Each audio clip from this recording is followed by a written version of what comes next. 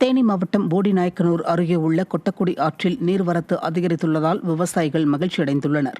மேற்கு தொடர்ச்சி மலைப்பகுதியில் சில நாட்களாக பெய்த கனமழை காரணமாக ஆற்றில் நீர்வரத்து அதிகரித்தது. வாய்க்கால்கள் மூலம் பாசன பகுதிகளுக்கான நீர்வரத்து அதிகரித்துள்ளதால் விவசாயிகள் மற்றும் பொதுமக்கள் மகிழ்ச்சியடைந்தனர். மதுரை மற்றும் சுற்றுவட்டார பகுதிகளில் பெய்த மழையால் சாலைகளில் நீர் தேங்கியது. மாட்டுத்தாவணி, அண்ணாநகர், தெப்பக்குளம் பகுதிகளில் பரவலாக மழை பெய்தது. இந்நிலையில் பல்வேறு பகுதிகளில் மின்தடை ஏற்பட்டதோடு சாலைகளிலும் மழைநீர் தேங்கியது. இதன் காரணமாக பொதுமக்களின் இயல்பு வாழ்க்கை பாதிக்கப்பட்டது. விடியா திமுக அரசின் சாலை மற்றும் மின்துறையினரின் அலட்சிய போக்கால் அவதியடைந்து வருவதாக மக்கள் வேதனை தெரிவித்துள்ளனர். மதுரை மாநகராட்சி தத்தநேரி பகுதியில் சுரங்கப்பாதையில் தேங்கிய மழைநீரில் சிக்கி ஒருவர் உயிரிழந்த சம்பவம் அதிர்ச்சியை ஏற்படுத்தியுள்ளது.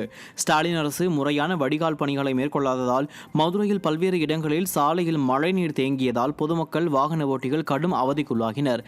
தத்தநேரியிலிருந்து செல்லூர் செல்லும் சாலையில் உள்ள சுரங்கப்பாதையில் தேங்கிய மழைநீரில் சிக்கி ராஜேஷ் என்பவர் பரிதாபமாக உயிரிழந்தார்.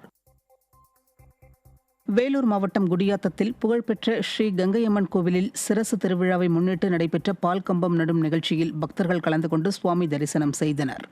வரும் வைகாசி மாதம் 1ஆம் தேதி தொடங்கும் இந்த விழாவில் உள்ளூர் மக்களுடன் அண்டை மாநில பக்தர்களும் பெருமளவில் கலந்து கொள்ள உள்ளனர்.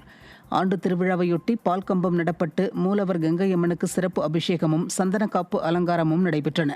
விழாவின் துவக்க நாள் ஆராதனையில் பக்தர்கள் திரளாக கலந்து கொண்டு சுவாமி தரிசனம் செய்தனர்.